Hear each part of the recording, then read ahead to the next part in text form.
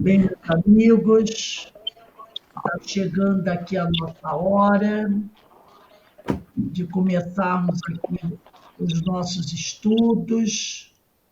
Hoje, dia 23 de julho de 2022, sábado, nós sempre, por volta das 16h15, nós estudamos essa obra, Epístolas de Paulo à Luz do Espiritismo.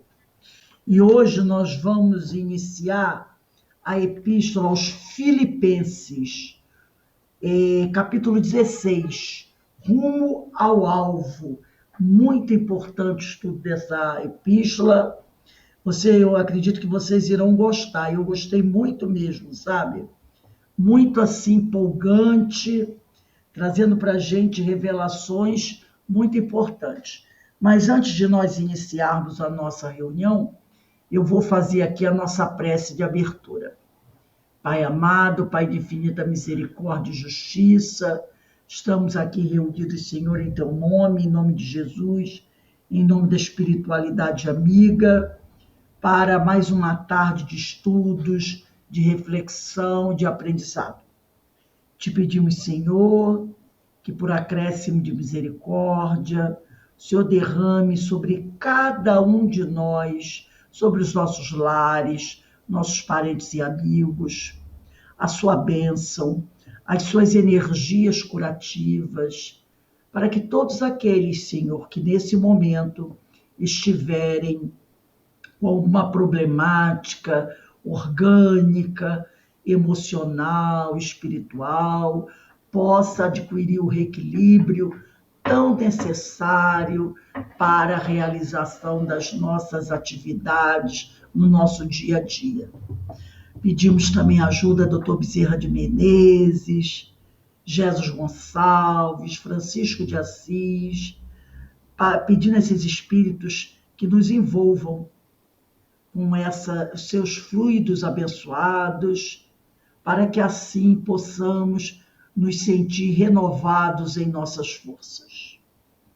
Também convidamos a todos os companheiros para que em todas as reuniões de estudo ou de palestra pública coloquem o seu copo d'água sobre a mesa, porque com certeza durante a prece, durante os estudos que realizamos, os amigos da espiritualidade irão derramando sobre essa água aqueles bálsamos abençoados que, ao encerrarmos o estudo ao longo dele, ao bebermos esta água, ela irá reequilibrar nossas energias, fortalecer o nosso espírito e nosso corpo, porque a água abençoada, a água fluidificada.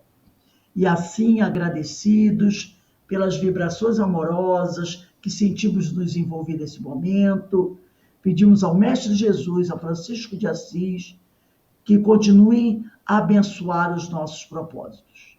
E também pedimos ao Senhor, ó Pai, que nos permita iniciarmos a nossa reunião no dia de hoje. Graças a Deus.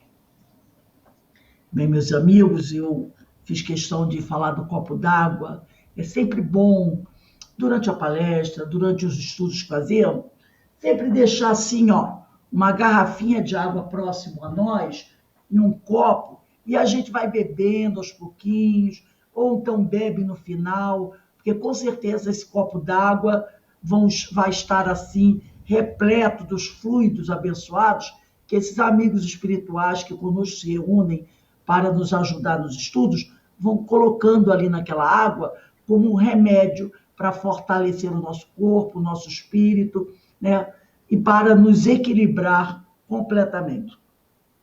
Uma pergunta, Oi, Rose. É necessário abrir a garrafa? Não, de jeito nenhum. O fluido atravessa qualquer corpo? Atravessa qualquer corpo. Você pode deixar aberto por praticidade, mas eu não gosto não, porque às vezes a gente bate e derrama a garrafa, né? Então eu deixo ela aqui com a tampinha um pouquinho frouxinha só para facilitar. Mas é sempre bom deixar um copo de água próximo, toda vez que a gente for fazer um estudo, assistir uma palestra, que a espiritualidade amiga, sabendo das nossas necessidades orgânicas, principalmente orgânicas, ela vai colocando ali aquele remedinho abençoado que a gente tanto necessita, não é?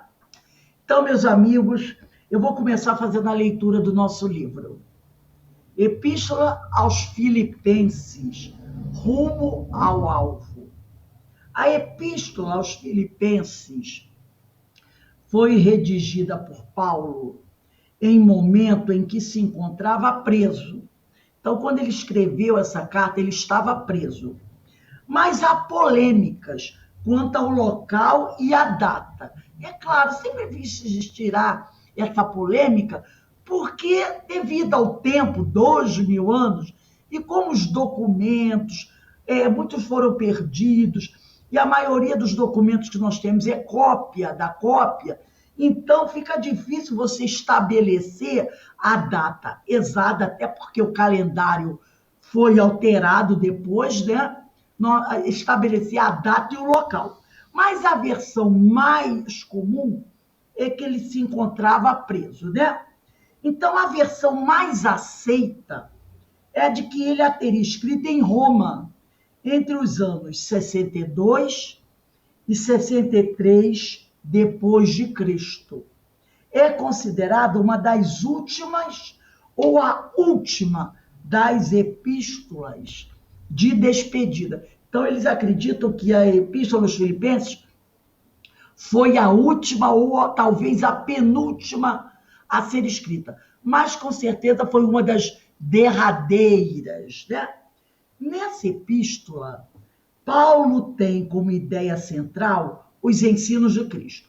Vocês vão ver, ao longo do estudo, como a gente vai perceber que ele centraliza nessa, mais do que em qualquer outra, os ensinos do Cristo, respaldado em suas lutas pessoais para divulgar o Evangelho. Então, ele vai centralizar a ideia dele nos ensinos do Cristo e também ele vai respaldar esses ensinos em suas lutas pessoais para divulgar o Evangelho. Porque Paulo, ele enfrentou muitas lutas, gente, para divulgar o Evangelho. Nós sabemos disso, né?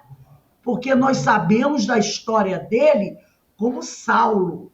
E isso, ao longo da vida dele, até o final, pesou. Pesou, a gente sabe que pesou. Um doutor da lei deixar de lado o título, né? Toda aquela situação que envolve um doutor da lei, para ser um caminheiro pregando a doutrina, o evangelho de um homem que morreu crucificado, que era um castigo dado àqueles que eles consideravam o que está bem abaixo da linha, né? Que está bem ali embaixo, porque normalmente só eram crucificados aqueles que os romanos, podemos dizer assim, consideravam a margem da lei. Então, Paulo, um ex-doutor da lei, vai pregar o evangelho de alguém que morreu crucificado. Realmente, isso criou para ele uma série de dificuldades. Mas ele enfrentou com galhardia todas essas dificuldades até o momento da sua morte. E ele descreve dificuldades também de companheiros. Faz repreensões aos legalistas, aqueles apegados a propostas judaizantes, eram os cristãos judeus. Ele é muito duro, ele é muito incisivo nessas repreensões. E ele vai enfatizar também a união. Então, essa epístola aos Filipenses, por talvez ser a última, ou uma das últimas, ele vai colocar ali todo aquele conhecimento dele, a força dele, a certeza dele, a fé dele. Realmente, eu considerei uma coisa assim maravilhosa. Então, eu trouxe aqui, para a gente poder se aprofundar, um PDF, onde a gente vai conversar um pouco sobre essa epístola, e é aqui que eu vou pedir assim, um pouco da ajuda de vocês, né, na hora de nós estudarmos. Então, está aqui. Eu fiz esse trabalho em cima desse livro, Epístola aos Filipenses, do José Combrim. José Combrim, ele tem uma série de livros, todos com essa capinha, e só vai mudando os títulos, sobre as cartas de Paulo, sobre as epístolas de Paulo, tá? São comentários bíblicos do Novo Testamento, então ele vai estudando todo. Tem livros que você estuda duas, tem livros, por exemplo, que é Epístola aos Efésios, aos Colossenses. Às vezes tem 3 epístolas num livro só, nesse caso aí é uma epístola só, mas é uma coleção muito interessante, que, se eu não me engano, é da editora Vozes, né? O meu tá aqui. Não, desculpa. Editora é da Vozes, e tem uma outra editora também, Sinodal. Eu não sei se vocês conseguem ver, meu livrinho está aqui. Então, eu gostei muito. Então, ele inicia assim, o José Combrim. O objeto dessa epístola é o Evangelho. Como falou aqui o Antônio César Perry de Carvalho, né? Então, essa epístola tem como ideia central os ensinos do Cristo. Isto é, o que constitui a autenticidade do Evangelho e como identificar o verdadeiro Evangelho de Jesus Cristo e como distingui-lo dos falsos evangelhos ensinados pelos falsos apóstolos. Então, nós temos 3 questões sendo discutidas dessa epístola: a autenticidade do evangelho, como identificar o verdadeiro evangelho de Jesus Cristo e como distingui-lo dos falsos evangelhos, que são ensinados pelos falsos apóstolos. Então já dá para perceber que Paulo vai ser mais Paulo do que nunca nessa epístola. Então Paulo apresenta-se aos seus interlocutores e às igrejas, que são as assembleias, né? Como sendo ele próprio o portador do verdadeiro evangelho. Ele se apresenta assim. Ele mostra na sua carreira apostólica, na sua trajetória pessoal, o critério do evangelho autêntico. Então, ele é aquele que realmente vai pregar com toda a coragem, com todo o destemor, o verdadeiro evangelho. E aí você vai entender o porquê ele foi o vaso escolhido por Jesus. Pois a verdade do evangelho é o caminho da cruz. A gente, ao longo do estudo, a gente vai se deparar com essa expressão várias vezes. Caminho do evangelho, caminho da cruz. E mais tarde a gente vai entender o que é esse caminho da cruz, que Paulo várias vezes vai se referir, né? Então, a verdade do evangelho é o caminho da cruz. E Paulo escolheu estar vivendo na própria carne esse caminho do evangelho. Se nós lembrarmos da vida dele, do momento das experiências vividas por Saulo, e depois da sua transformação, né, na estrada de Damasco, até o momento da sua morte, você já vai começar a entender o que é o caminho da cruz e o que é viver na própria carne esse caminho do evangelho. Nesta epístola, não há controvérsias sobre assuntos particulares, nem problemas práticos a serem resolvidos. O tema é o próprio núcleo do evangelho de Jesus Cristo. O que torna esse núcleo tão vivo e profundo é a sua encarnação na história pessoal do apóstolo Paulo, tá? Então, esse núcleo do Evangelho de Jesus acaba se misturando com a história pessoal do apóstolo Paulo, que se acha tão identificado com o núcleo do Evangelho de Jesus Cristo, que se considera portador dos critérios de autenticidade do Evangelho. Ele se considera aquele que sabe identificar o verdadeiro Evangelho do falso evangelho, o verdadeiro apóstolo dos falsos apóstolos. Não por causa dele, Paulo, indivíduo particular, mas porque ele se identifica com o caminho da pregação, da perseguição, da morte e da cruz de Jesus.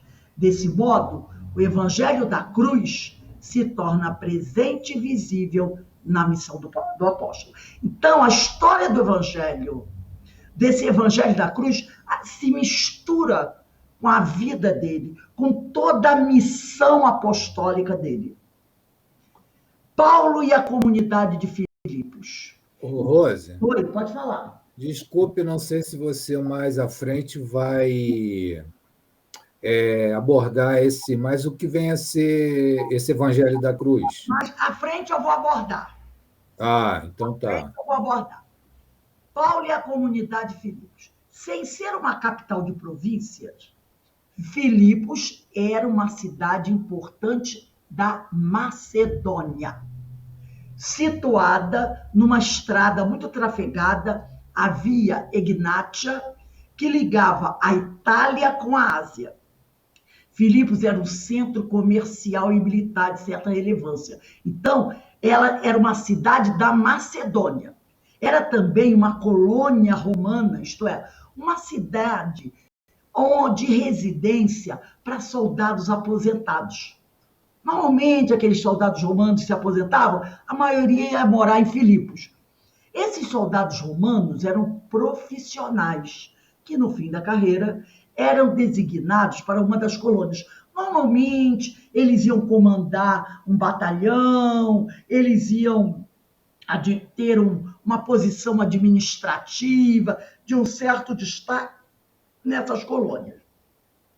As colônias de soldados aposentados gozavam de certos privilégios. Claro, se ela recebia os militares aposentados do exército romano, a maioria daqueles que prestaram grandes serviços a Roma, esses soldados queriam viver bem na sua aposentadoria. Então, as colônias tinham lá um bom, vamos dizer, um bom comércio, bons prédios, para dar uma vida tranquila a esses soldados. E o povo, logicamente, acabava se beneficiando disso.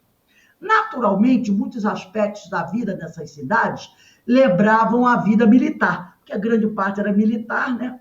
Mas ao lado dos soldados vivia a antiga população da cidade, bem como elementos procedentes de diversas outras regiões do Império, como em todos os centros de comércio e ao longo das grandes estradas. Então, ela atraía, Filipos atraía muita gente que, sabendo da segurança que tinha naquelas cidades, sabendo que a cidade tinha um bom comércio, né?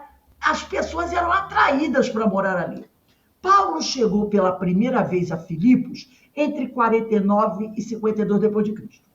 Foi aí, em Filipos, podemos dizer, que começou a evangelização da Europa, pois Filipos foi a primeira cidade europeia que Paulo visitou e que deu a Cristo os seus primeiros discípulos europeus. Então, olha só o destaque.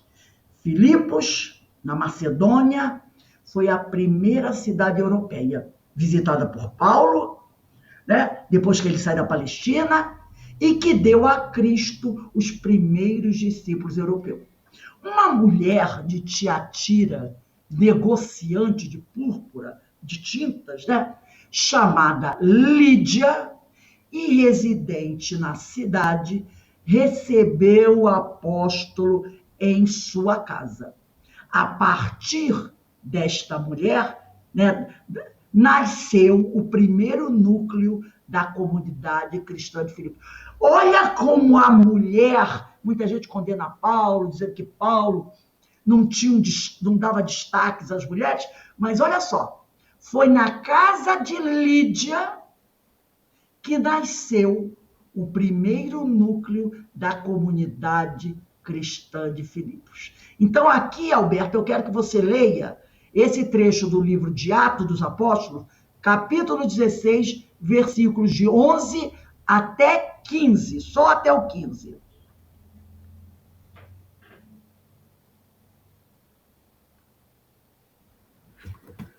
Então, vamos dar início. Depois desliga seu microfone quando terminar, tá? Tá.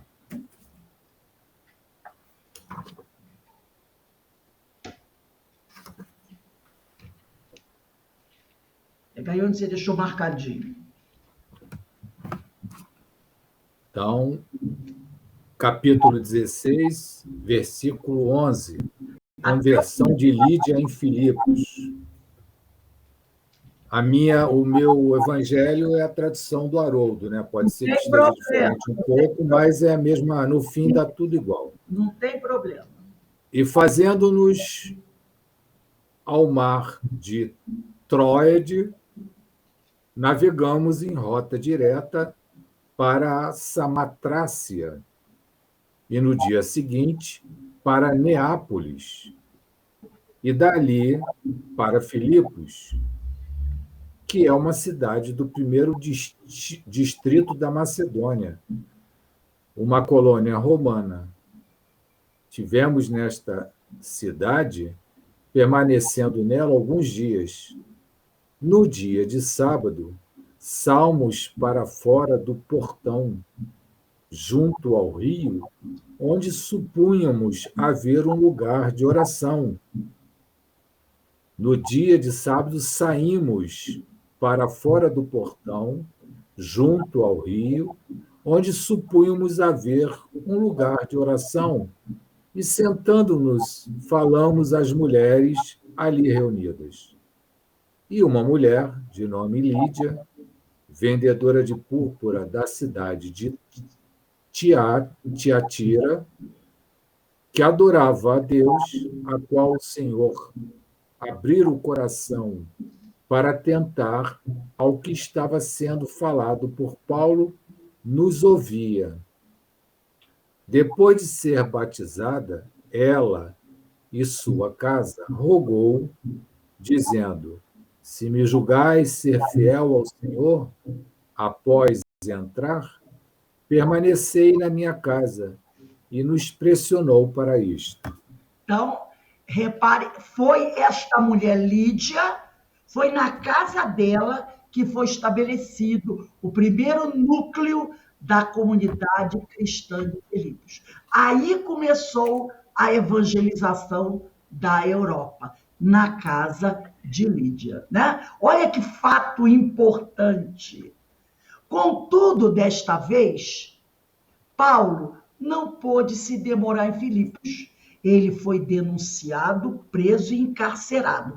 Agora, Alberto, lê o versículo 16 desse capítulo 16, do versículo 16 a 25.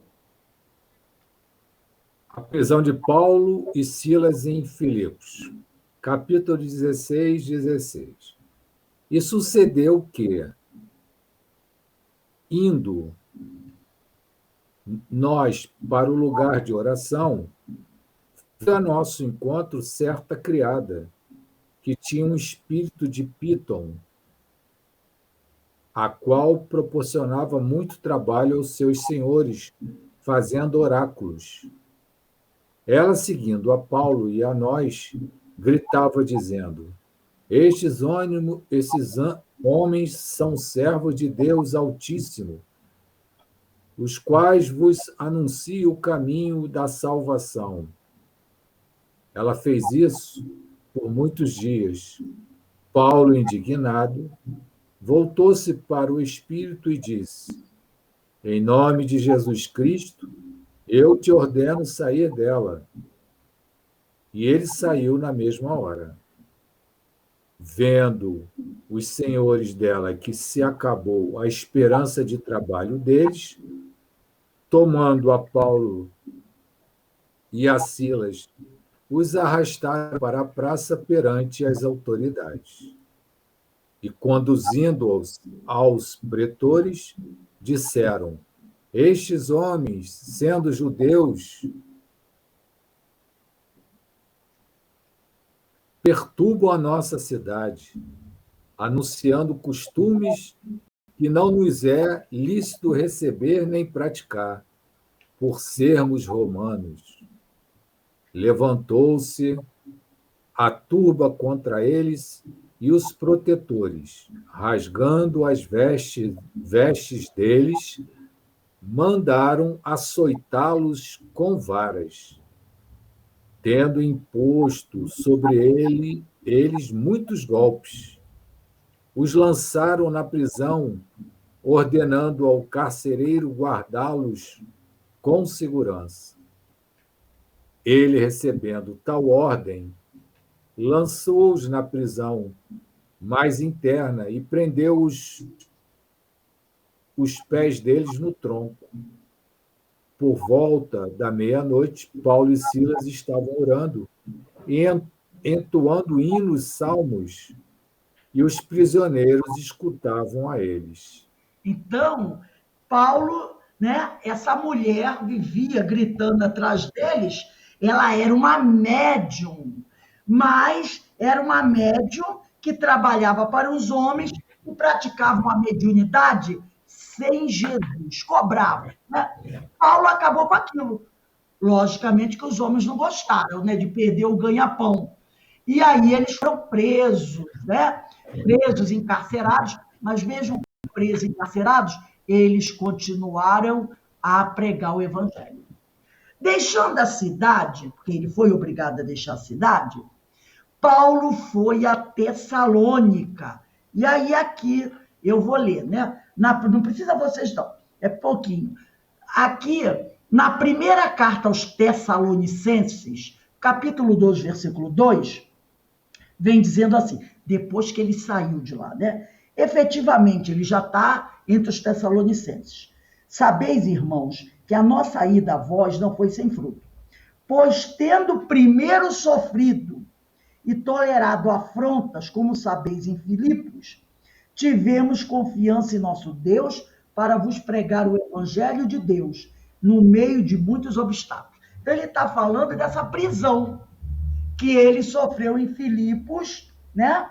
Onde ele teve que tolerar afrontas, né? Afrontas muito graves, e para pregar o evangelho, ele teve que enfrentar muitos obstáculos. Esse foi um deles, que foi essa prisão, o açoite, né?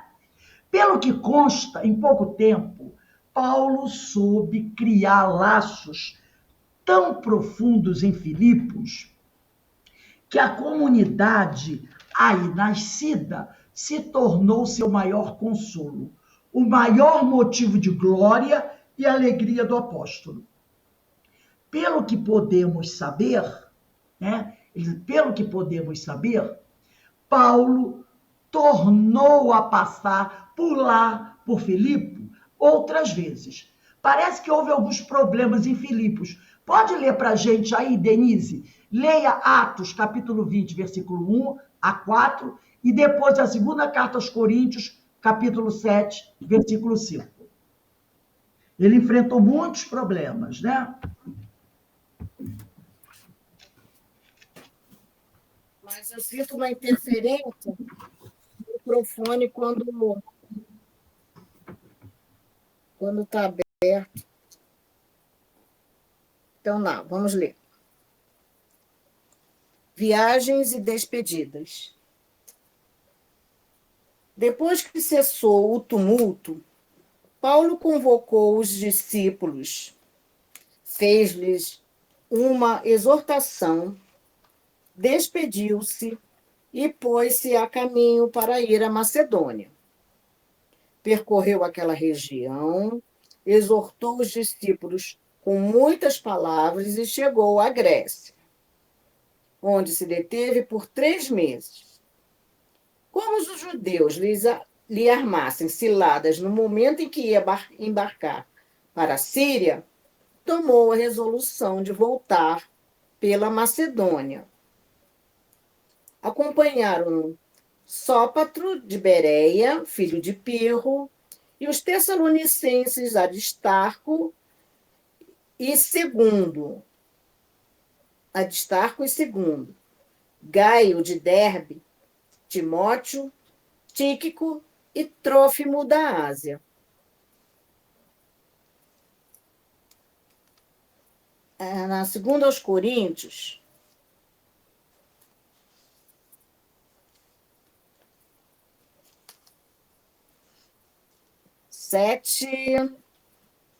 capítulo 7, item 5, versículo 5. De fato, a nossa chegada em Macedônia, nenhum repouso teve o nosso corpo.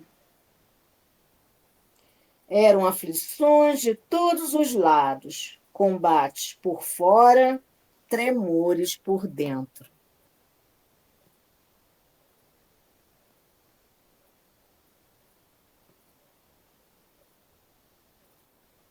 Não estou te ouvindo, Rose. O microfone. Ele vai e volta sempre para Macedônia. Macedônia é onde fica os Filipos.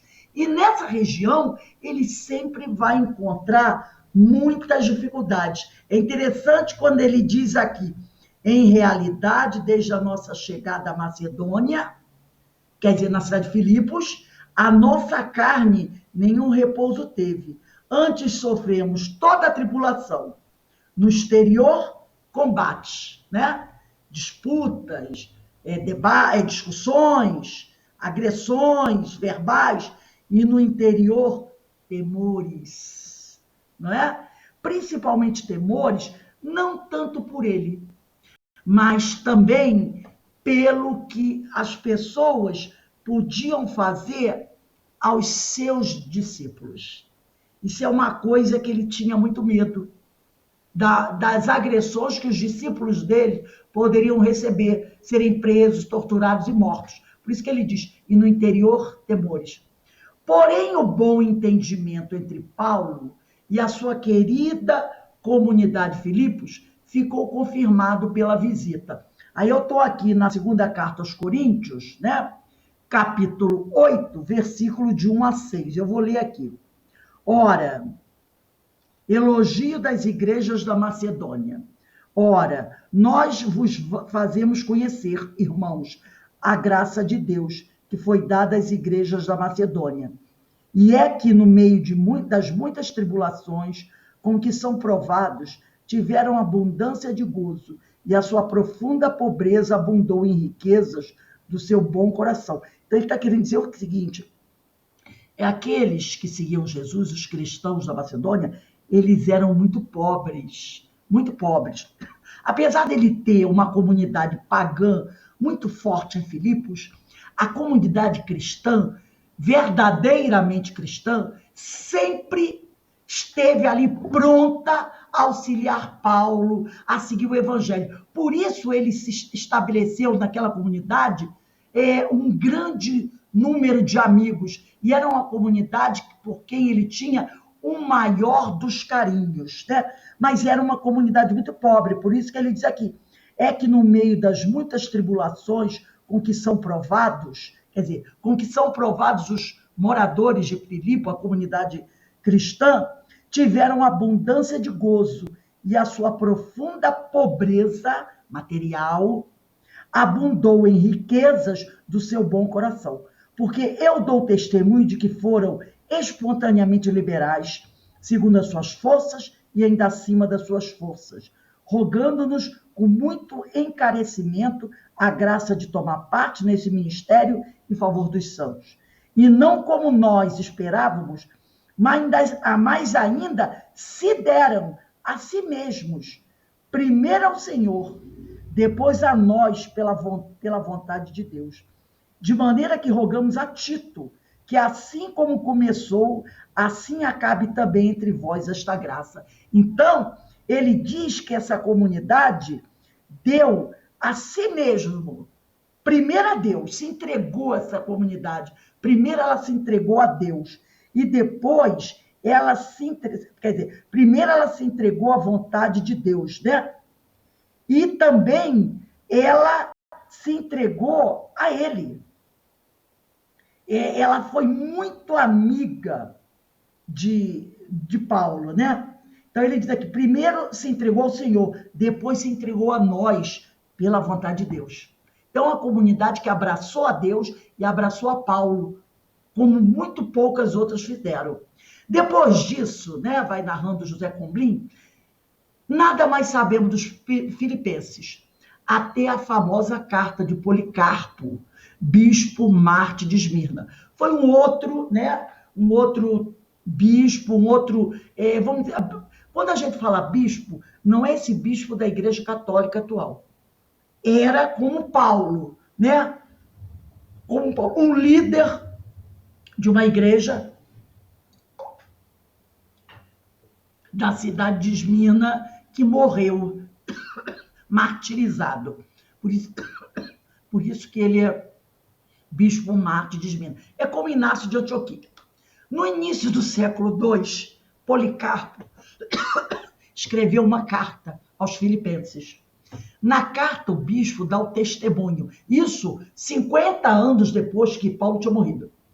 Escreveu uma carta aos filipenses. Na carta, o bispo dá o testemunho de que a lembrança de Paulo permanecia forte na comunidade fundada por ele meio século antes. Ele escreve uma carta aos filipenses falando, né, que a lembrança de Paulo ainda era forte nessa comunidade. Uma carta ou 3 cartas. Agora a gente vai ver uma coisa interessante. Na sua carta aos Filipenses, Policarpo de Esmirna, esse bispo, esse Marte, alude às cartas escritas por Paulo aos seus destinatários de Filipe. Parece supor, Policarpo, que Paulo escreveu várias cartas aos filipenses. Ora, no cânon do Novo Testamento, que é o conjunto dos livros bíblicos, podemos dizer, há uma só epístola aos filipenses. Na nossa Bíblia só tem uma epístola aos filipenses. Paulo pode ter escrito cartas que mais tarde se perderam. Então, supõe-se que talvez ele tenha escrito mais de uma carta aos filipenses. Contudo, neste caso, poderia haver outra explicação das palavras do bispo Marte Policarpo. Com efeito, hoje em dia, a maioria dos comentaristas admitem que a Epístola aos Filipenses é, na realidade, uma compilação de 3 cartas do apóstolo Paulo. Mais tarde, para facilitar a conservação e a comunicação das cartas do seu fundador, Paulo, fundador da Igreja de Filipe, os cristãos de Filipe juntaram essas 3 cartas numa só. E fez-se uma cópia só das 3 cartas. Eles acreditam, alguns estudiosos, que Paulo escreveu 3 cartas. E o pessoal de Filipos pegou essas 3 cartas e juntou tudo. E depois, na hora que eles faziam cópias, né? Cópias das cópias. Então, eles, na hora de fazer cópias, eles copiaram as 3 como fossem uma só. E a partir daí, as cópias foram sendo feitas assim. Trata-se, é lógico, de uma hipótese. Nunca se poderá ter certeza de que assim aconteceu. Supondo que houve no início 3 cartas, uma vez que a comunidade reuniu as 3 numa só, todas as cópias futuras e anteriores foram feitas a partir da epístola única, porque eles juntaram as 3 numa só e fizeram cópias. As outras cópias que vieram desse grupo de 3 cartas, como se fosse uma só. Ninguém voltou a copiar as antigas epístolas separadas. E estas se perderam, como se perderam todos os textos escritos pela mão dos apóstolos, né?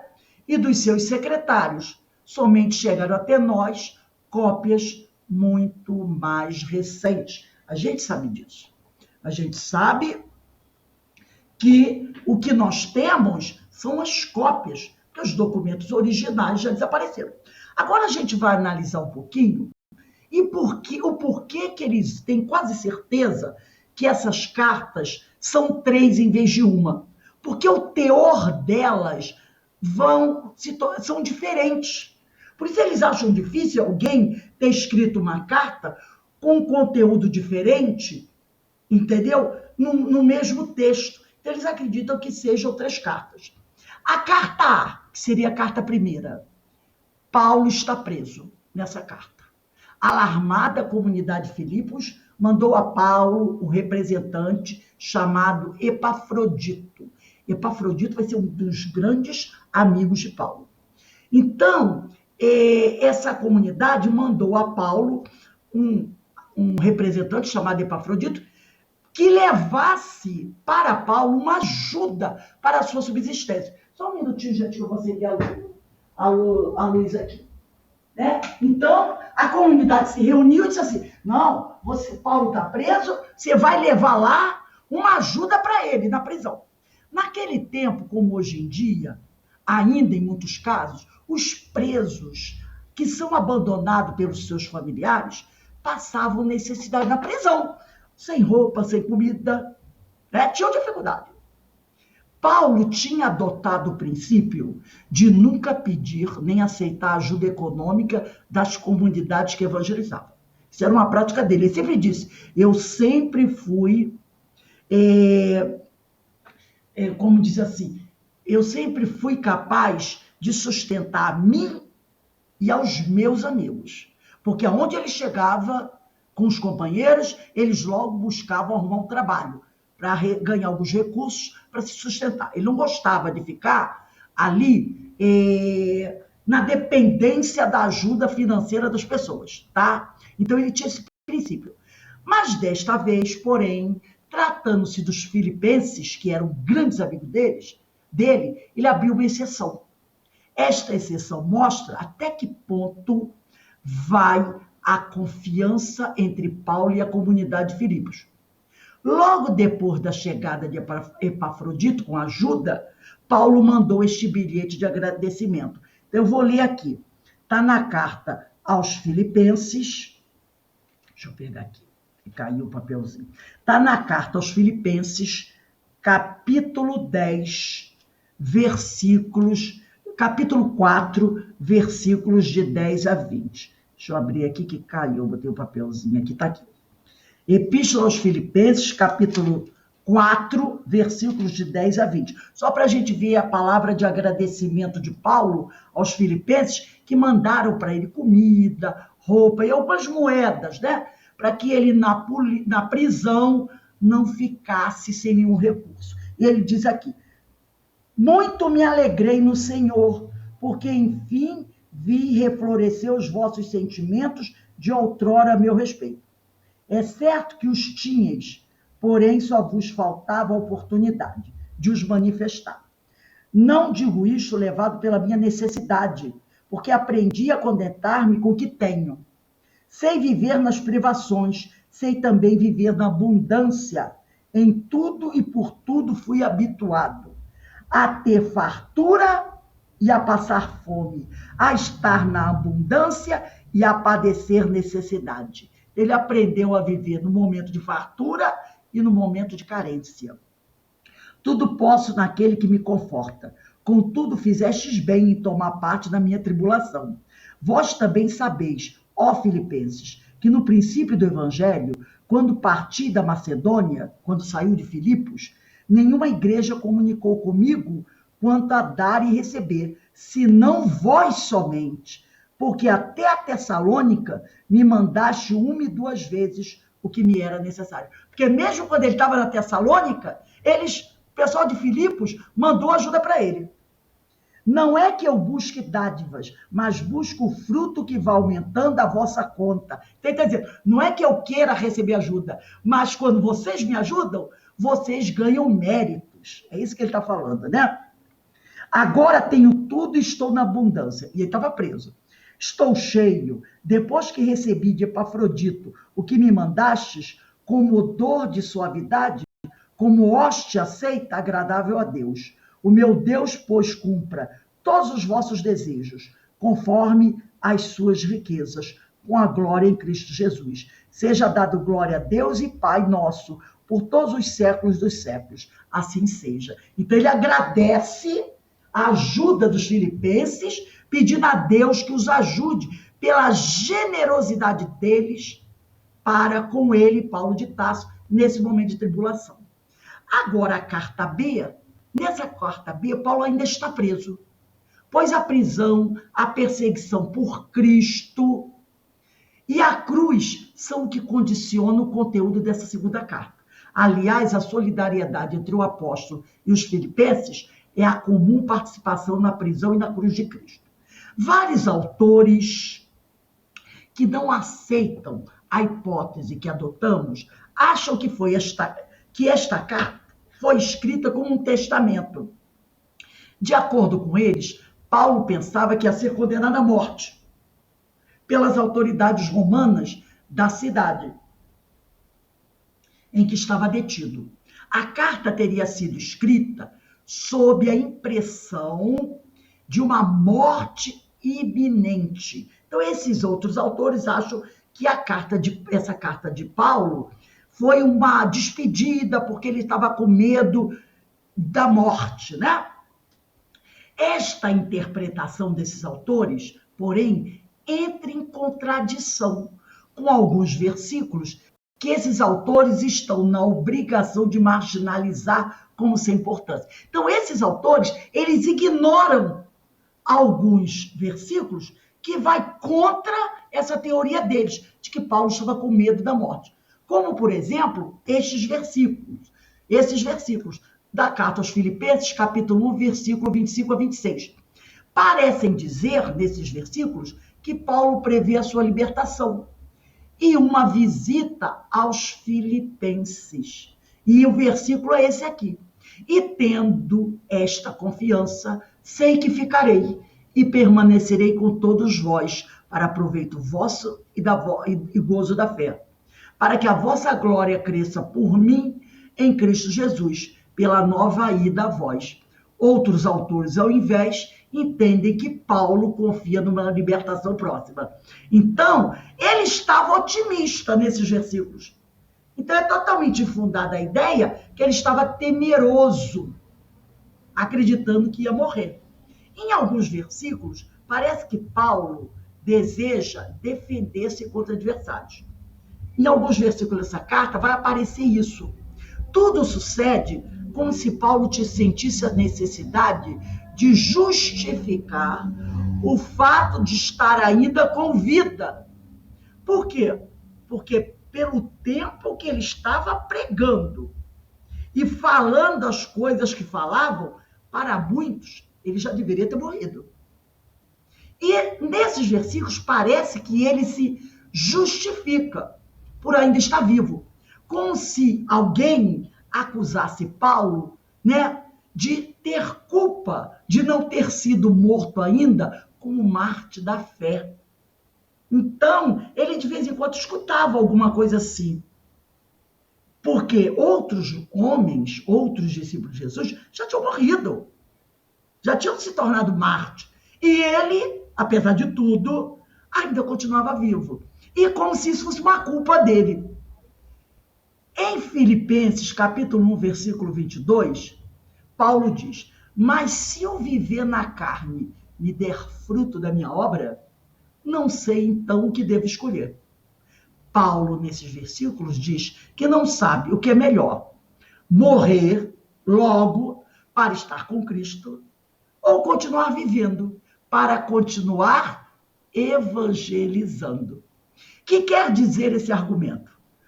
Provavelmente, por trás desse argumento, há essa insinuação de alguns inimigos, dizendo que Paulo escolheu o caminho mais cômodo, escolheu a vida em vez do martírio. Uma palavra, Paulo teria fugido do martírio. Olha só que coisa. O homem faz o que faz, se arrisca, fala.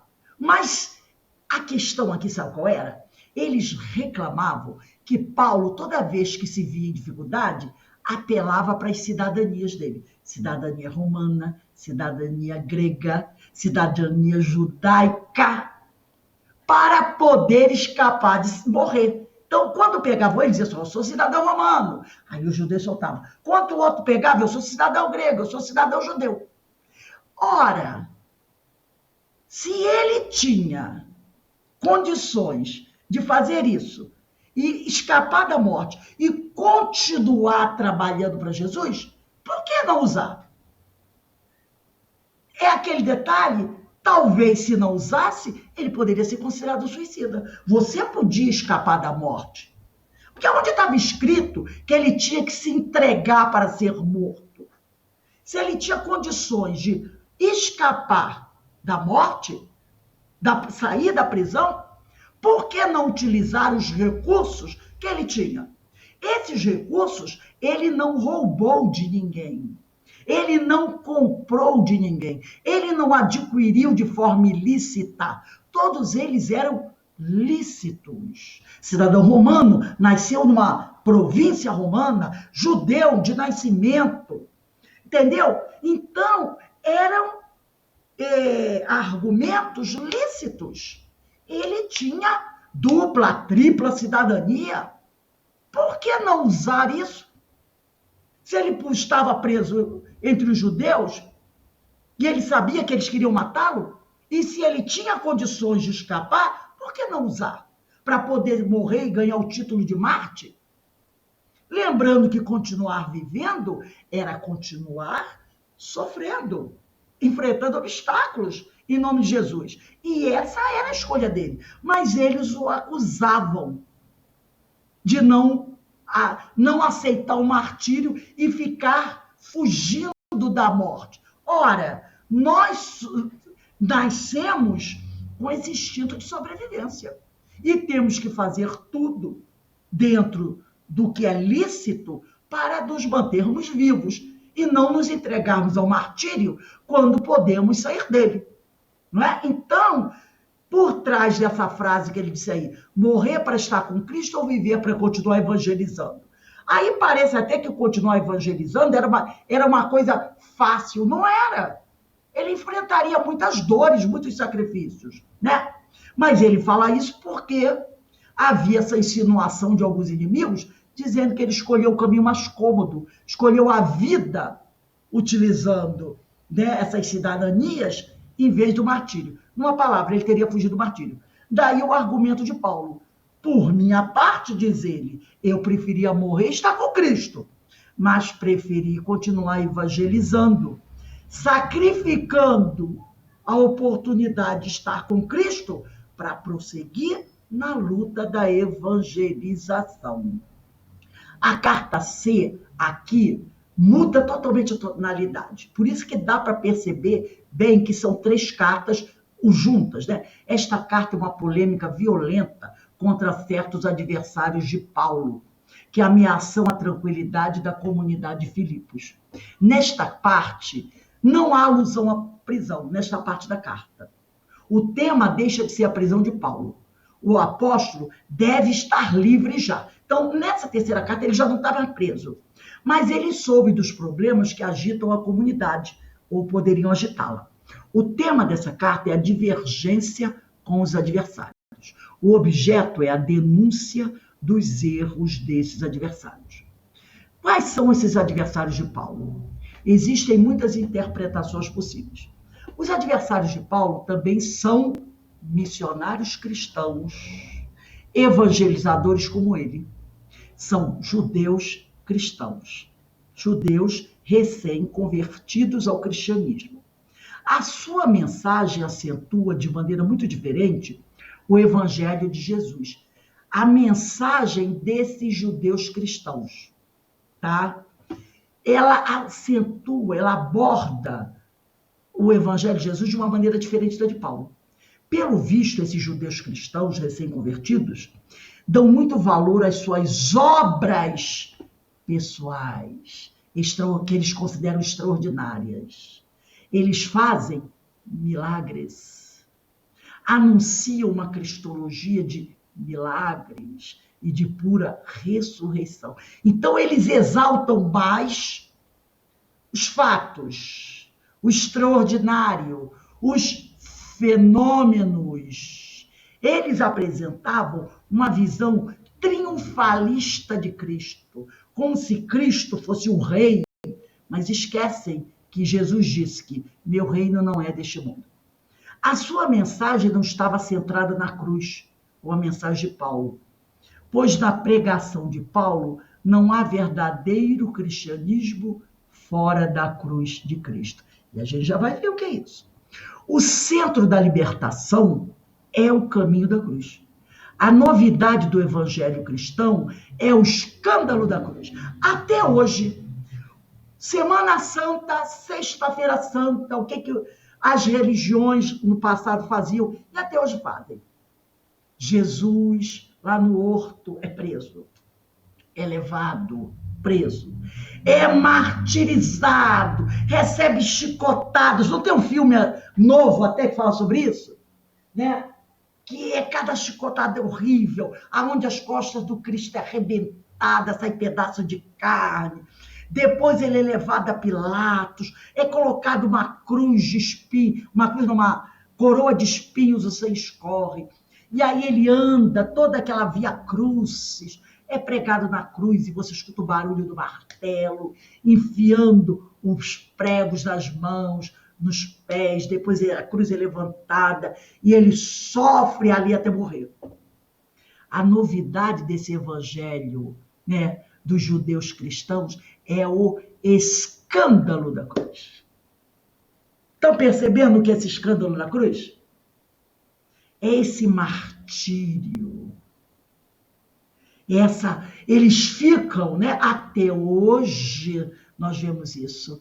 Muita gente que fica ali hipnotizada por aquelas cenas finais da morte de Jesus, desde o momento que ele é preso no Getsemane até o momento que ele morre e há um estrondo, né? Tem o tal do estrondo, né? Tudo fica escuro, uma ventania. É isso que eles exaltam. É isso que até hoje muitas pessoas ficam ali magnetizadas. E tem até algumas pessoas hoje em dia, que quando chega a Semana Santa, repetem isso, né? Às vezes no Haiti, aqui na América Central, em alguns países, as pessoas fazem aquela via cruzes, né? Carregam a cruz nas costas, dão chicotadas para tentar representar aquele momento. Então, Paulo fala que o centro da libertação é o caminho da cruz. Mas a novidade do evangelho cristão é o escândalo da cruz. Os outros, para Paulo, são inimigos da cruz. E lá na carta aos Filipenses, capítulo 3, versículo 18, Paulo diz assim sobre esses inimigos que proclamam um falso evangelho. Ele diz: porque muitos há, dos quais muitas vezes vos disse, e agora também digo, chorando, que são inimigos da cruz de Cristo. Quanto ao conteúdo, a carta C exprime a mesma mensagem que a carta B. Jesus Cristo é o caminho da cruz. Não há outro Cristo a não ser Jesus crucificado. O estilo, porém, é diferente. Na carta B, Paulo fala com serenidade e alegria sobre o caminho da cruz. Até a discussão é suave e moderada. Na carta C, quando ele fala sobre o caminho da cruz, a linguagem dele torna-se violenta e intolerante. A maneira de falar da carta C aproxima-se muito da maneira de Paulo falar na segunda carta aos Coríntios. No fundo, os adversários são os mesmos. O objeto da epístola aos Filipenses. Agora a gente vai começar a entender melhor o que é esse evangelho da cruz. O que foi que moveu o apóstolo Paulo a escrever esta ou estas 3 cartas? O problema era o confronto entre vários apóstolos. Ora, não se tratava de um problema de rivalidade pessoais, e sim do confronto entre várias maneiras de conceber a missão dos apóstolos. E, ao mesmo tempo, várias concepções sobre o conteúdo da mensagem missionária, isto é, sobre o conteúdo do cristianismo. Por trás das rivalidades entre evangelizadores, havia maneiras de organizar a ação cristã e várias estratégias missionárias perante o mundo.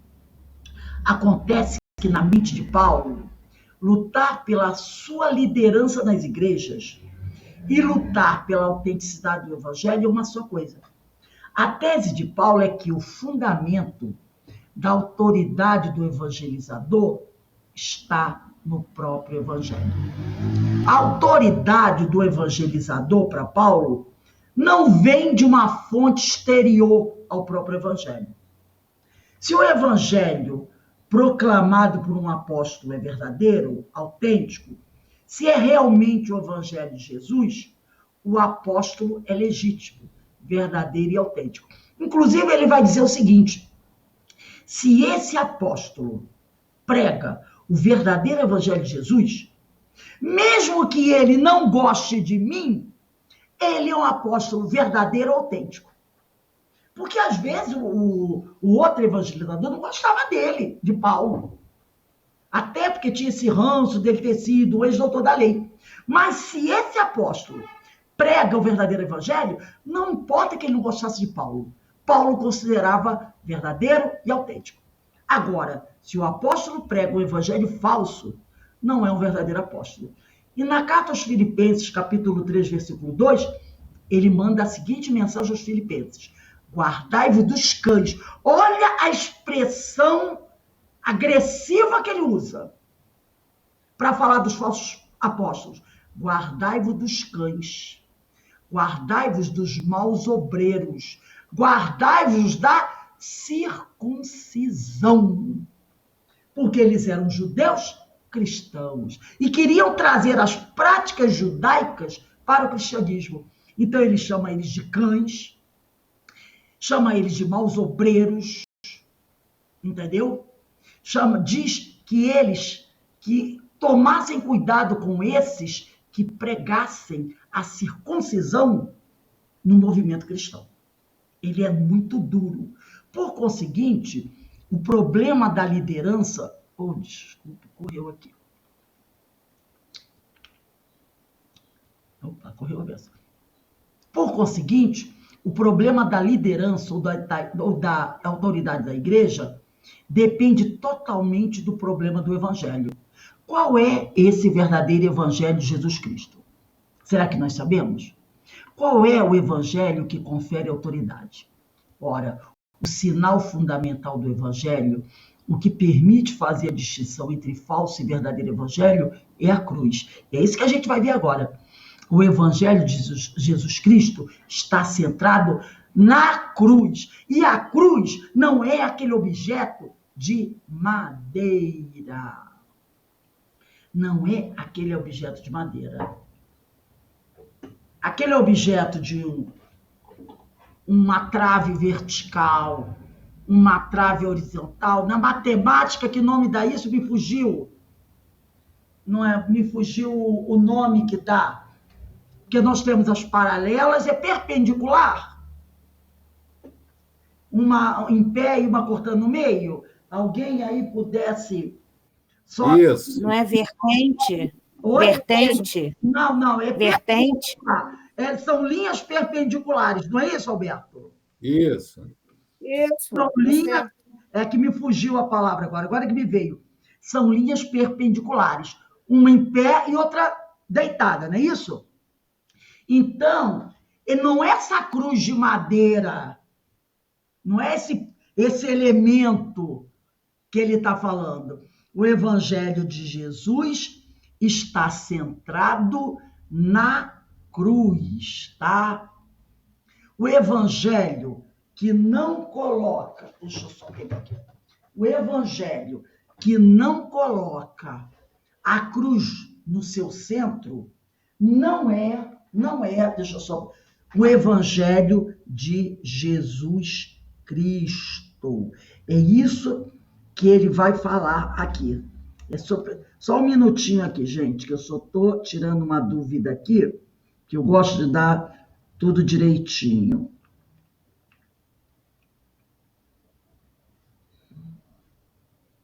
Né? É isso mesmo, né? Deixa eu ver aqui. É a linha perpendicular mesmo, né? Ela faz um ângulo de 90 graus. Então, a gente não está falando sobre esse objeto, que a gente bota no cordãozinho, pendura aqui, né? No peito, não. O evangelho que não coloca a cruz no seu centro não é o evangelho de Jesus Cristo. Vejamos, então, qual é o sentido e o conteúdo desse evangelho da cruz de Cristo. De acordo com a Epístola aos Filipenses, o evangelho da cruz contém 4 elementos. Primeiro elemento. Em primeiro lugar, o evangelho da cruz proclama que não existe outro meio de salvação a não ser a cruz de Cristo. Anunciar a cruz é negar todos os outros meios de salvação. Lembra quando Jesus disse: eu sou o caminho, a verdade e a vida? Ninguém chegará ao Pai senão por mim. Então, o Evangelho da Cruz proclama que não existe outro meio de salvação, a não ser a cruz de Cristo. Anunciar a cruz é negar todos os outros meios de salvação. Por exemplo, anunciar a cruz de Cristo é excluir, naquele momento, a necessidade da lei dos judeus ou da circuncisão. Porque era isso que os cristãos judaizantes queriam. Colocar práticas exteriores dentro do cristianismo. Porque... Rose, pode falar. Desculpe te interromper, mas é uma observação rápida. Hoje, nós observamos em diferentes segmentos religiosos esse tipo de falsa salvação, né? Exatamente. Para você alcançar a salvação, você precisa fazer isso. Para você alcançar a salvação, precisa fazer aquilo. Aí você tem a confissão, aí você tem aquelas cerimônias, aquela coisa toda, e dentro do movimento espírita tem que tomar cuidado com certas coisinhas também. Jesus disse: eu sou o caminho, a verdade e a vida. Quem me segue, não é seguir o corpo dele, é seguir os ensinos que ele trouxe para nós. De quem são esses ensinos? São de Deus. É a boa nova. Ele trouxe para a gente. Porque o Pai pediu a ele que viesse e trouxesse isso. Então ele diz: quem segue isso está seguindo o caminho da cruz, o Evangelho da cruz. Fora disso, vai se perder. Então os homens começam a colocar penduricalhos dentro desse cristianismo, dentro desse evangelho, para poderem se apoderar dele e conseguir um destaque, que não merecem, porque quem tem que ser destacado é Jesus, é o evangelho. Então ele diz: negar todos os outros meios de salvação. Por exemplo, anunciar a cruz de Cristo, excluir, representando naquela época a necessidade da lei dos judeus ou da circuncisão. E hoje, todas essas práticas exteriores que não têm necessidade. Em segundo lugar, a cruz simboliza o caminho da libertação. Conhecereis a verdade e ela vos libertará das sombras. Que sombra é essa? Da ignorância. Ela é o caminho escolhido por Jesus. O mestre Jesus, olha só que interessante, ele renunciou a todos os privilégios e a todos os poderes que lhe davam uma superioridade.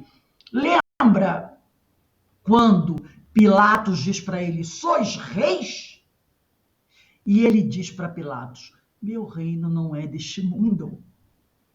Ele não quis nada para si próprio, ele não tinha nenhum travesseiro onde depositar a cabeça dele. E tornou-se o servidor radical. Está lá em Marcos capítulo 10, versículo 45. Jesus diz: porque o Filho do Homem também não veio para ser servido, mas para servir e dar a sua vida em resgate de muitos, dar a sua vida para a salvação de muitos. Jesus renunciou aos direitos de Deus. Ele era o filho primogênito de Deus, aos direitos de um homem livre. Ele foi preso. Será que ele, se quisesse, não poderia ter escapado da prisão? Claro!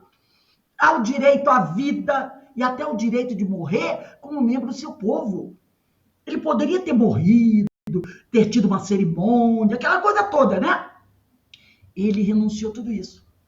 A cruz significa tudo isso. O esvaziamento de todo valor e de todo poder.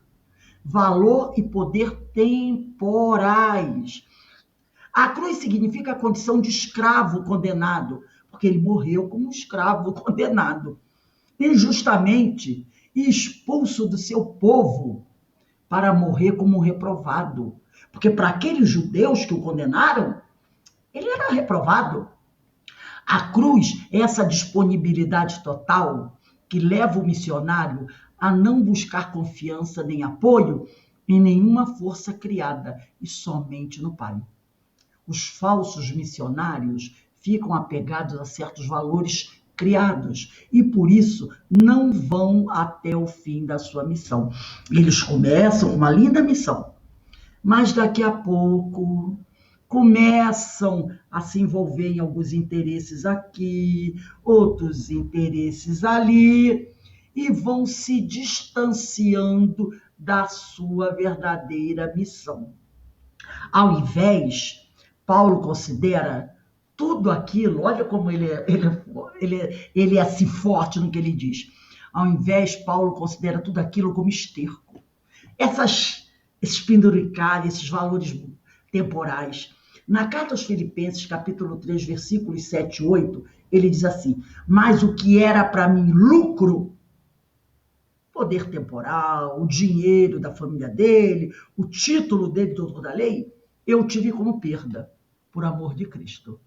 Mais ainda, tudo eu considero perda, pela excelência do conhecimento de Cristo Jesus, meu Senhor. Então, para ele, valeu a pena perder tudo. Perdeu o dinheiro, perdeu o título, até a família, né? Porque a irmã, o pai renegou. Perdeu o respeito daquela comunidade farisaica, né? Perder a amizade dos amigos, perder vamos dizer assim, eu ia dizer assim, como nós podemos dizer, toda aquela admiração que ele tinha da mídia da época, entendeu? Ele perdeu tudo isso. Mas valeu a pena pela excelência do conhecimento de Cristo, porque ele perdeu todos esses títulos, todas essas coisas temporais, mas ele ganhou o conhecimento do Evangelho de Jesus, que é um ganho para sempre. Título, propriedades, tudo isso é efêmero, dura durante aquela encarnação, mas essa excelência do conhecimento do Cristo, isso é eterno. Por ele, pelo Cristo, eu perdi tudo. E tudo que tenho, quer dizer, tudo que ele tinha e perdeu, ele tem como esterco para ganhar Cristo. Olha como ele reduz tudo isso que ele tinha a esterco. Percebeu? O título, os amigos farisaicos, que só eram amigos enquanto ele era doutor da lei. Os que continuaram amigos depois, não, como Gamaliel. Mas aqueles que, quando ele caiu em desgraça, né? Podemos dizer assim, que não foi desgraça, foi bênção. Afastaram deles, não eram amigos de verdade. Tudo aquilo que ele perdeu de material, ele chama de esterco. É a coisa mais suja que existe, né? Podemos dizer assim. É a coisa mais que ninguém... Que coisa horrorosa. Ele considera isso esterco. E ele perdeu tudo isso para ganhar a Cristo. Ele não quer nada de si próprio para receber tudo do Pai. A cruz é o estado de pobreza total, de renúncia total, escolhida por fidelidade radical à missão. Aos olhos de Paulo, os judeus são ricos e os judeus cristãos também, porque não querem renunciar a certos bens espirituais. Não querem renunciar à lei deles, às obras, os ritos, como a circuncisão e os sacrifícios, que lhes dão a impressão de força e poder, segurança e afirmação de si próprios. Os missionários do falso evangelho querem humilhar os membros da comunidade nascidos do paganismo. Aqueles mais simples que abraçaram o evangelho. Ao exaltarem os seus próprios valores, ao anunciarem como valor os bens que eles detêm, mostram seu próprio valor. Eles se anunciam a si próprios em lugar de anunciar o puro Jesus Cristo. Ora, toda suposta superioridade espiritual é falsa superioridade, né? Quando a pessoa se coloca no altar, isso é uma falsa superioridade. O caminho de Cristo é o caminho da pobreza. Não é aquela pobreza de não ter o que comer, tá? Essa pobreza vamos representar por humildade. do sentimento de incapacidade, da ausência de poder. A cruz quer dizer não ter apego a nenhuma superioridade pessoal.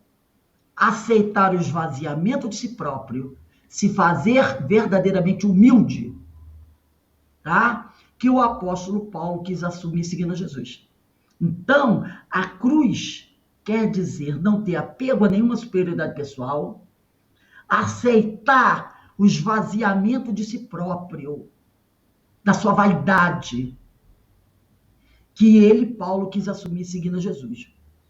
O terceiro argumento.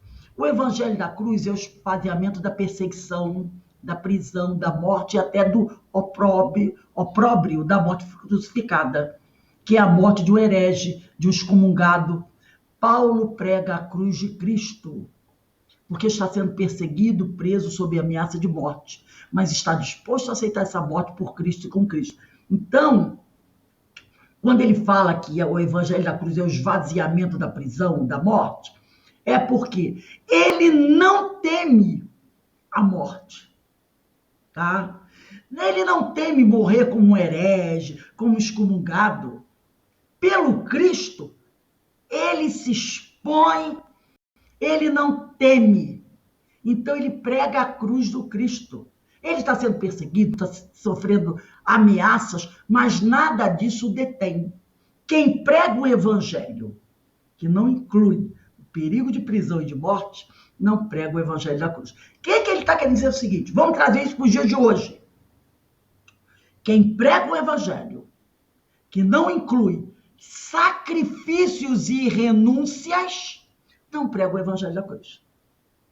Traduzindo para os dias atuais. Porque hoje nós não temos circos romanos, não é verdade?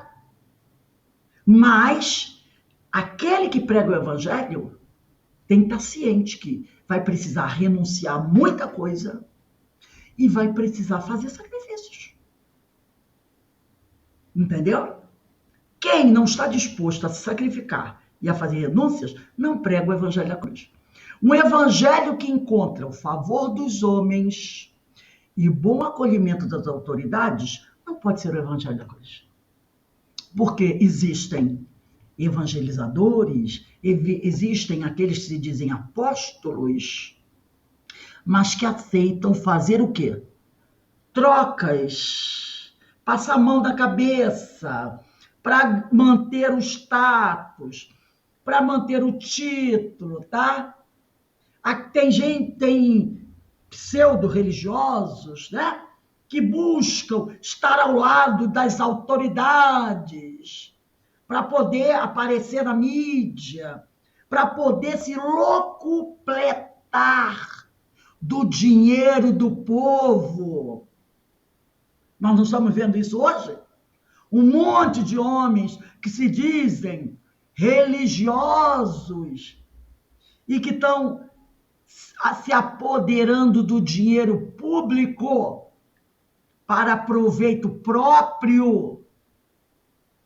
Então, um evangelho que encontra o favor dos homens e o bom acolhimento das autoridades não pode ser o evangelho da cruz. Olha como é atual esse texto, né? Por fim, a cruz significa também o serviço aos homens. Jesus escolheu a condição de escravo, isto é, de homem obediente que serve os outros. Porque naquela época, o homem que trabalhava como servo era um escravo. Tá? Então, servo e escravo naquela época era a mesma coisa. Então, Jesus escolheu a condição de escravo, isto é, de homem obediente que serve os outros. Não trabalha pelo seu bem, e sim pelo bem dos outros. O evangelho da cruz é a pregação que pede o serviço aos homens, a prática da caridade, a aceitação da condição de servo voluntário pelo bem dos outros. Se você prega o evangelho da cruz, você tem que ser servo, você tem que buscar auxiliar aqueles que necessitam. Essa condição de servo foi e é a condição que Paulo, Estevão, Maria de Magdala, Maria de Nazaré, Lucas Timóteo, Silas, Tito, Ananias, Lídia, Áquila, Prisca, Erasto, Fílemon, Onésimo, João Evangelista, Cláudia, Epafrodito, Epáfras, Marcos, Pedro, Mateus, Tíquico, Teófilo, Tiago Maior, André, Filipe, Tiago Menor e tantos outros escolheram para o desempenho da sua missão apostólica.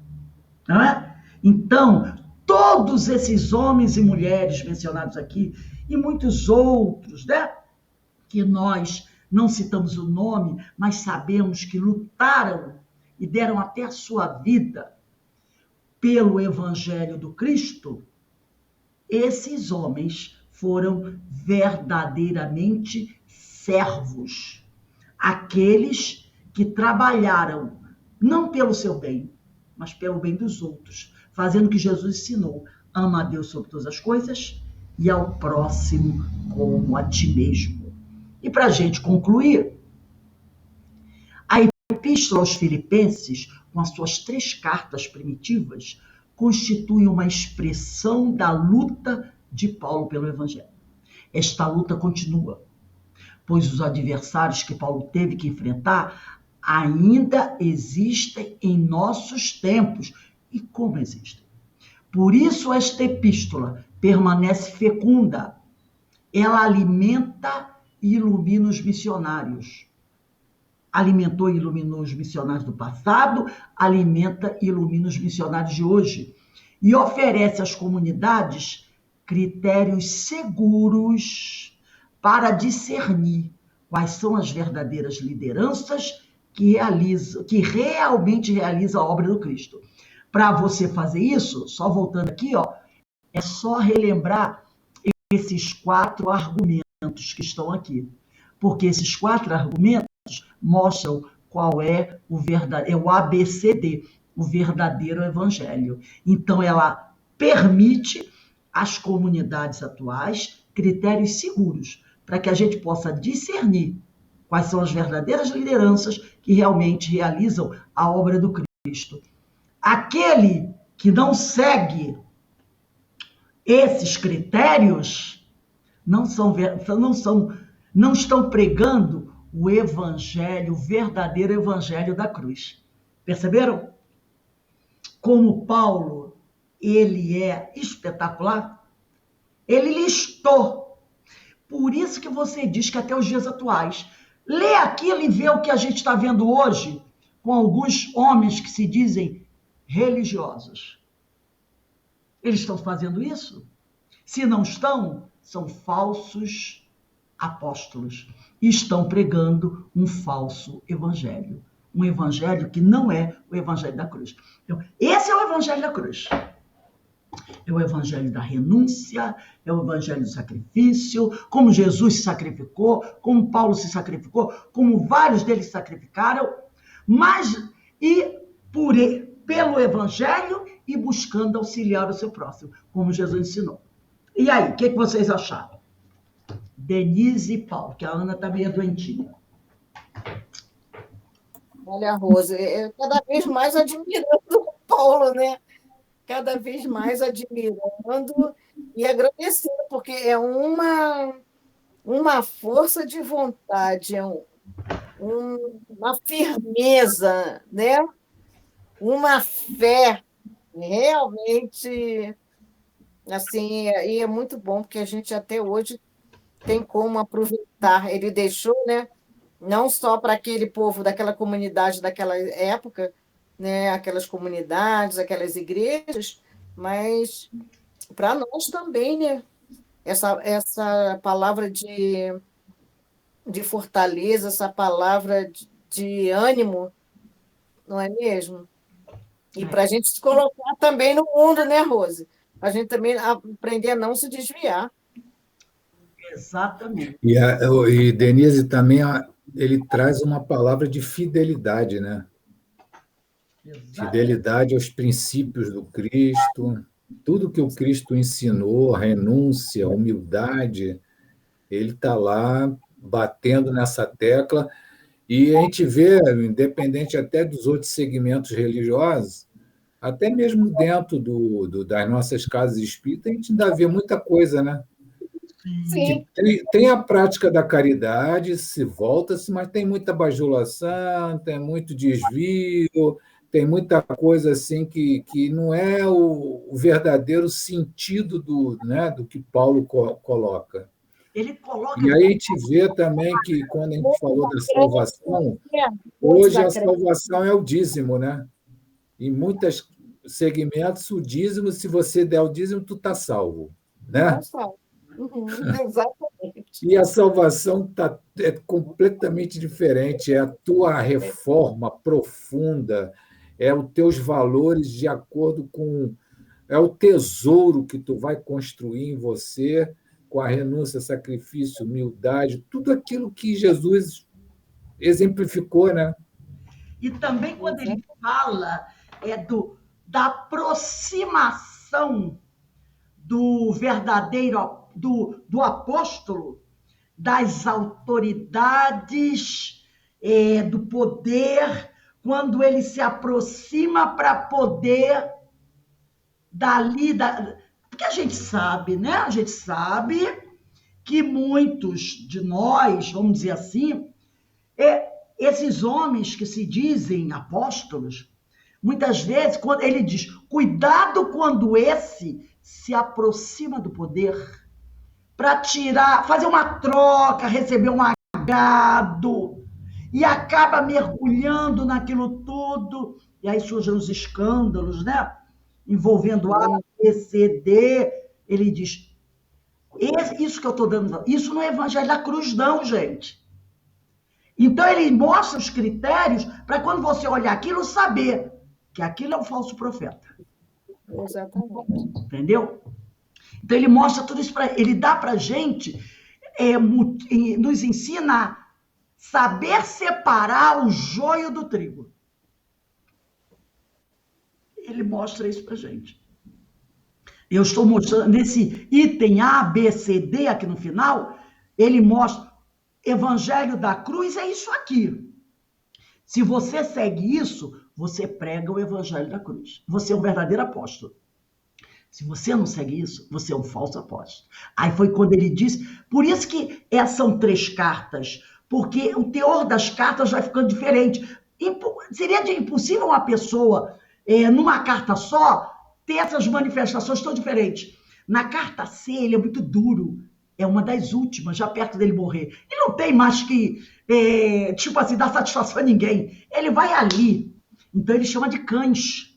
Por isso que ele é duro. Ele chama de cães. Maus obreiros. Então, é aqueles últimos momentos dele na Terra, aonde ele está usando todo o conhecimento dele para fazer aquela chamada final, aquela advertência final.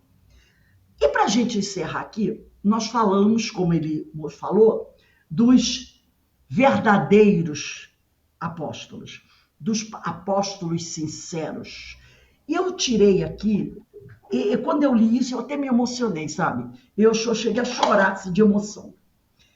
Está na carta aos Filipenses. Se vocês quiserem depois, podem ir lá ler. Carta aos Filipenses, capítulo 2,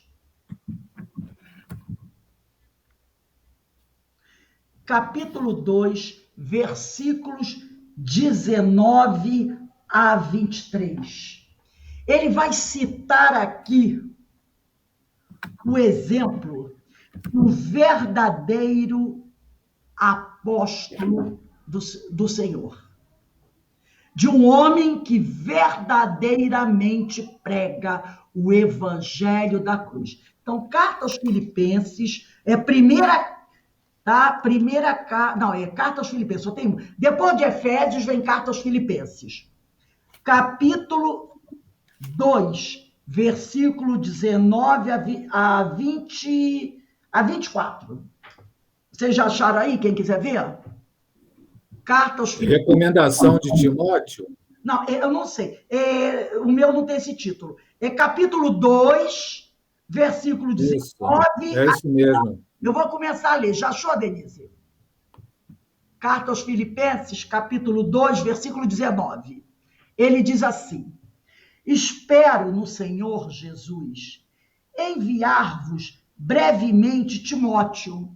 Ele queria mandar Timóteo lá até a Macedônia, para que eu também fique animado, recebendo notícias de vós. Então, ele quer mandar Timóteo até Macedônia, até Filipos, para Timóteo levar a mensagem e trazer a notícia da comunidade de Filipos.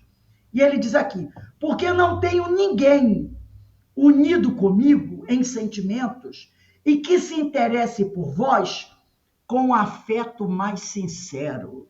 Ele está falando do afeto que Timóteo tem por eles. Com efeito, todos buscam os seus próprios interesses e não os que são de Jesus Cristo. Ora, vós sabeis que ele é uma virtude provada. Ele está falando de Timóteo. Que ele é uma virtude provada, né? E que, como um filho com o pai, serviu comigo o evangelho. Espero, pois, mandar-vos-lo logo que eu tiver visto o estado das minhas coisas. Confio no Senhor, que também eu mesmo brevemente irei ter convosco.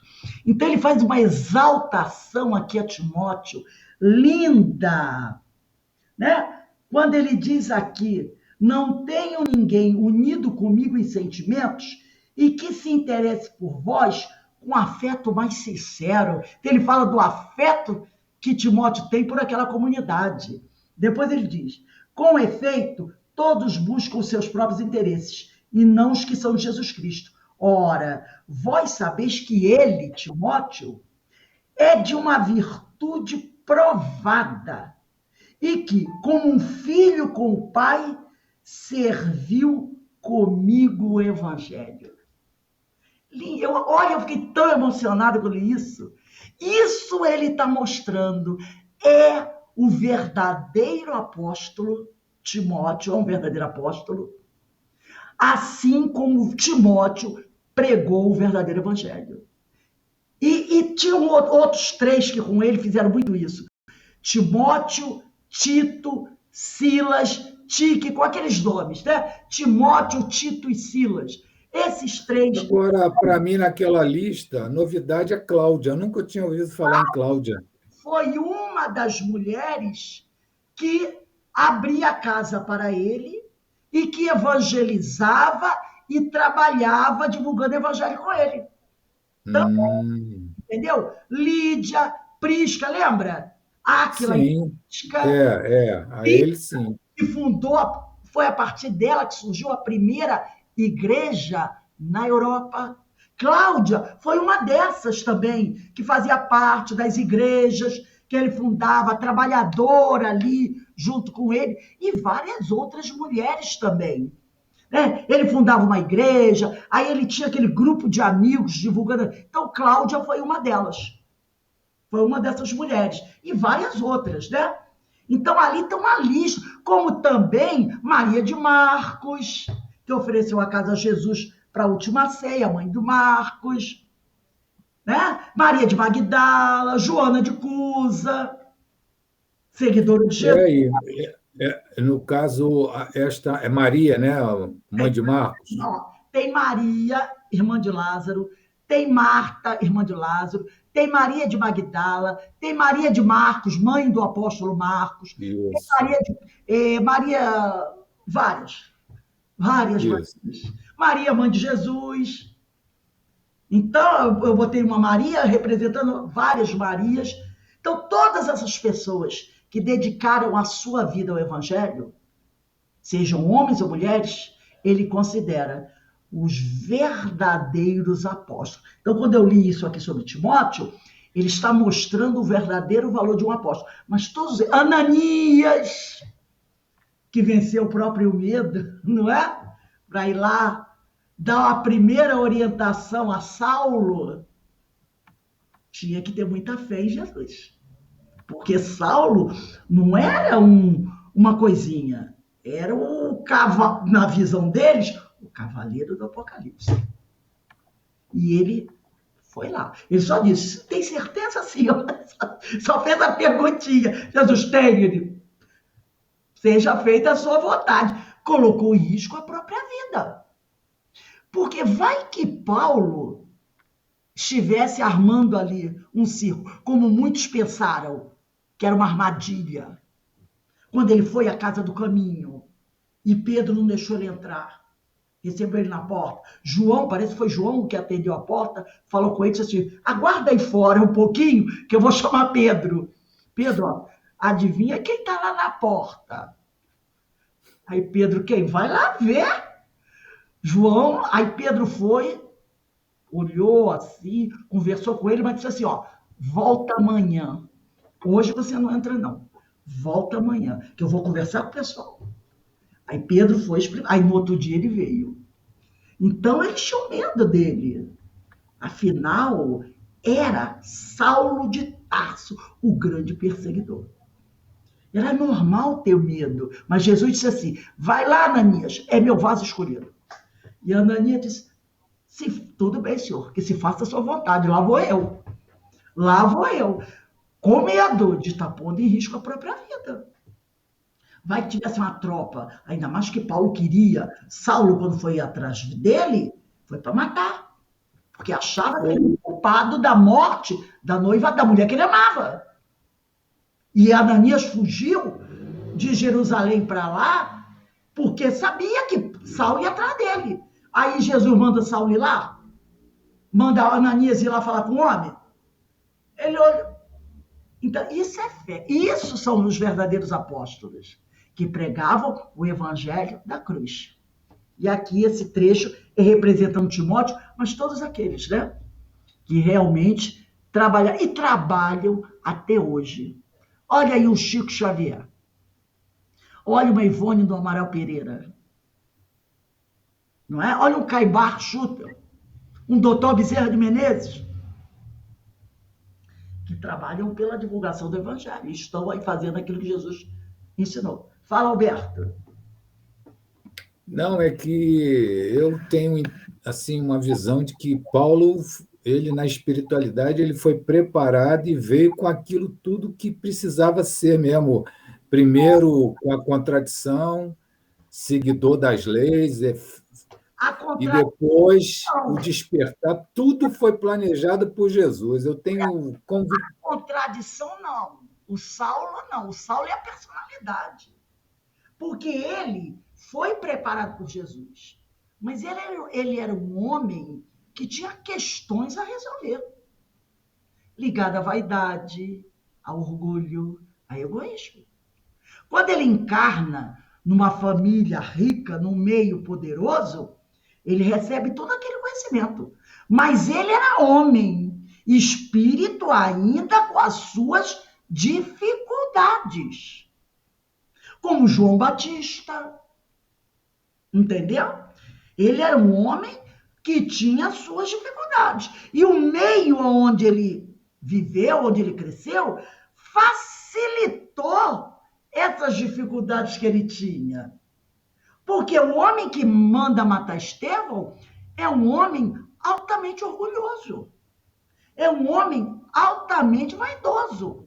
Quando você lê a primeira parte de Paulo Estevão, você vê isso. Ele era vaidoso, ele era orgulhoso. E ele precisava perder isso tudo para dar valor ao que era realmente. Não é tudo isso. Quando ele entra na estrada de Damasco, ele se depara com Jesus, e aí vem a lembrança do que ele tinha, né? Que Jesus tinha conversado com ele. Ali cai a máscara, cai tudo. Quando Ananias, né, alegoricamente, tira a venda dos olhos dele, ele se depara com a verdade. Aí dói. Ai, eu tinha uma missão. Eu atrasei a minha missão.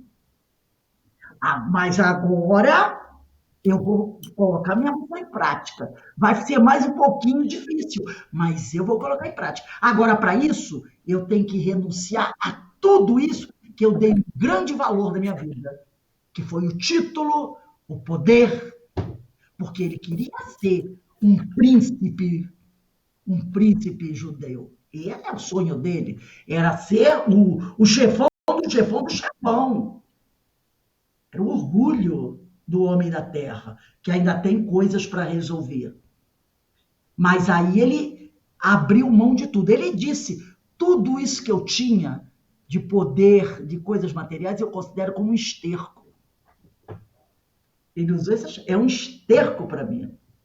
E eu abro mão de tudo isso, porque esterco é coisa para jogar fora. Isso tudo merece ser jogado fora. É mesmo. Vale verdadeiramente é o conhecimento da sabedoria do Evangelho. É isso que vai me jogar para frente. Entendeu? Então, ele é um grande exemplo para todos nós. É um grande exemplo para todos nós. Um homem que fez essa trajetória, teve essas duas experiências. A experiência do desequilíbrio e depois conseguindo se reerguer e fazer a trajetória fantástica que ele fez. O que estava acordado com Jesus era a missão que ele tinha que realizar. Agora, o problema que ele entrou, isso é questão humana, que ele ainda tinha para resolver. É o espinho na carne. O espinho na carne.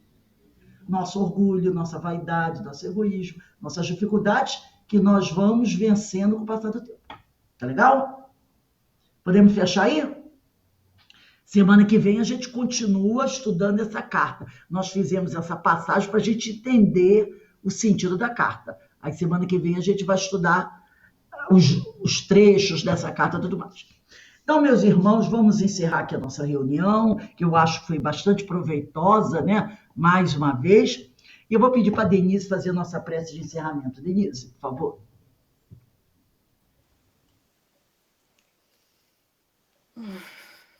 Então, Senhor, muito gratos pelos ensinamentos, pelas reflexões da tarde de hoje.